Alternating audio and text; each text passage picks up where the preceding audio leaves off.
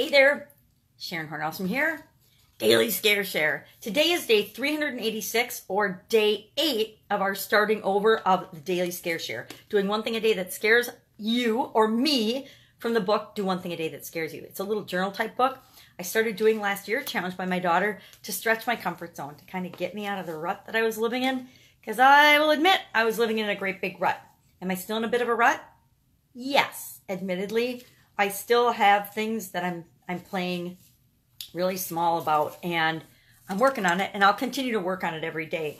Even though my year of doing one thing a day that scares me has been up for, 20 days or 15 days, I'm still doing this. I'm still working on stretching my comfort zone every day because I think it's one of those things that we have to, most of us, continually be looking at, continually growing and improving.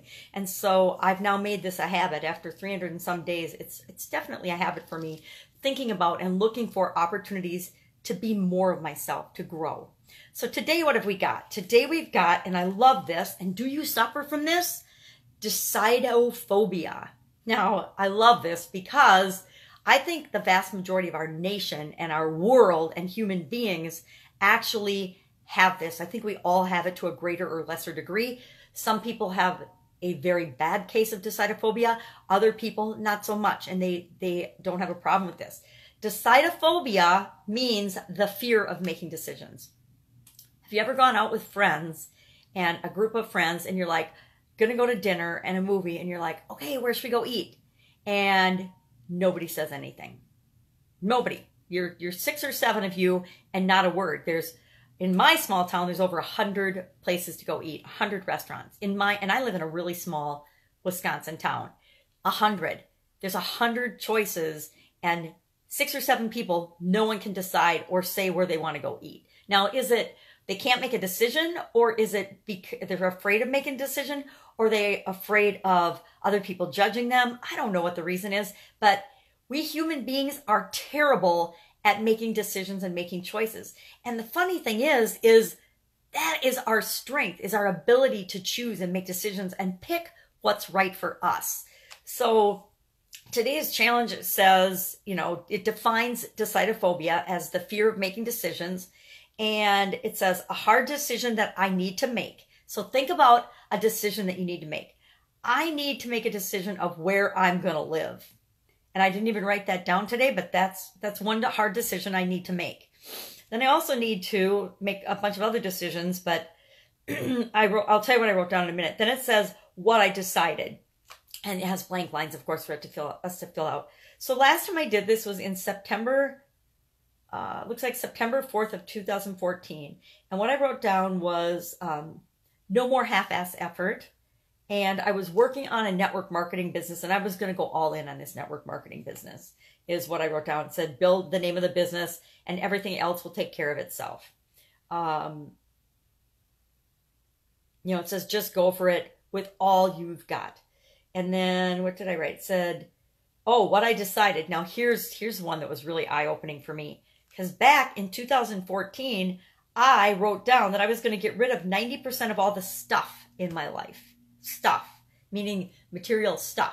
Here it is, painful confession, 2019, January, 4.5 years later, and I am just now putting into action getting rid of 90% of my stuff. Now, have I been getting rid of stuff all along the way? Yes. Am I at the 90% mark? Not yet. Will I be probably at the end of next month? Yeah, absolutely. But it's taken me 4.5, almost 5 years to actually get this thing done. Why? Well, I couldn't decide. I couldn't decide looking at each thing. Do you stay or do you go? Or do I keep you or do I get rid of you? Do I give you to somebody that will appreciate and love you? Every single thing I own, and there's way too much of it, had to go through that, or still has to, some of it. I'm probably at 40%. That I still have yet to go through. So I've gotten rid of 60%, but that's another 30% of stuff that I want to, or not 30. Yeah, 60 and 30 is 90. So another 30% of my possessions right now, I want to downsize and eliminate and give to charity, give to people that will actually use and appreciate the resources. I have lots of resources. Now, Eeyore I'm probably going to keep for my granddaughter, and I like him in the backdrop of my videos, so he reminds me to smile and be happy. So maybe I won't get rid of him. I'm not sure. Moving, so my next backdrop will hopefully be a lot more professional than this one. But this one is fun, and this one is me. So, Decidophobia. How good are you at making decisions? And if your decision-making muscle has just gotten weak, because our ability to decide, it's just a practice and a muscle and a habit like anything else. If you start out making decisions rapidly, little decisions, things that don't really matter, like where are we going to go eat tonight? Of the 100 restaurants, does it really matter where y'all go? No, it matters that you're together and that you're going to go have a great experience. So just pick one and go there. And if it's too busy, guess what? Go down the street to another one. Or whatever experience you want to have. But make a decision. And start out with the little decisions that aren't so hard, so that when you get to the big decisions, you've already practiced. You've already gotten good at weighing the pros and cons of every decision, every choice you have an opportunity to make. And decision making will become much easier. Decision makers are leaders. Leaders are leaders because they're good decision makers. So we all need to be leaders in our own life. So at least get awesome at making decisions for yourself. So today, think of a hard decision you have to make, and what are you going to decide about it? And it's okay to know that you have a hard decision to make and to decide to postpone making any permanent decisions about that. When someone dies, or one of the first things they tell you is don't make any important big decisions for a year. Don't decide to move or sell your house or quit your job or make any massive lifestyle changes for a year. Well, it's okay to decide in that scenario and any other scenario that feels right to you to say, I have to make this tough decision. And maybe it's a decision about your relationship. Maybe it's a decision about where you want to live. Maybe it's a decision about what you want to do for a living.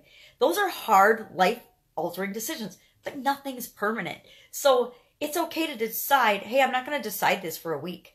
I'm going to weigh all the pros and cons, and next Friday or whatever day you choose, I am going to make a step toward this decision. So I decided in 2014 that I was going to downsize by 90%. And I obviously didn't commit to that decision because I started doing it slowly. And 4.5 years later, I'm still implementing that decision. But I did make a choice that I wanted to change my life and downsize. And every day, not every day, but most days, I take a step in that direction. And I am a good decision maker with respect to certain things. I mean, I don't have a hard time deciding little things at all. I don't have a hard time deciding big things that aren't like about me personally, big business decisions, big things like that, things outside of me. I can knock those off. I can look at the situation objectively and make decisions really quickly and easily. And you know what? 90% of the time they turn out as being a good decision. They might not be the optimum best decision, and you never know that until after you implement something. And then you go back and you say, okay, well, what could have we done differently? What should have I done differently? What should I have considered that I didn't consider? You never know that until after the fact, right? And you just learn from that and move forward. But I'm good at making those decisions. It's my decisions about my personal life that I struggle with the most. So the hard decisions for me and the hard decisions for me personally to implement are those that impact my health and well-being and my personal relationships, things like that. So go out, make it a fantastic day. And of course, I will be with you tomorrow with another Daily Scare Share. Don't be scared. You got this.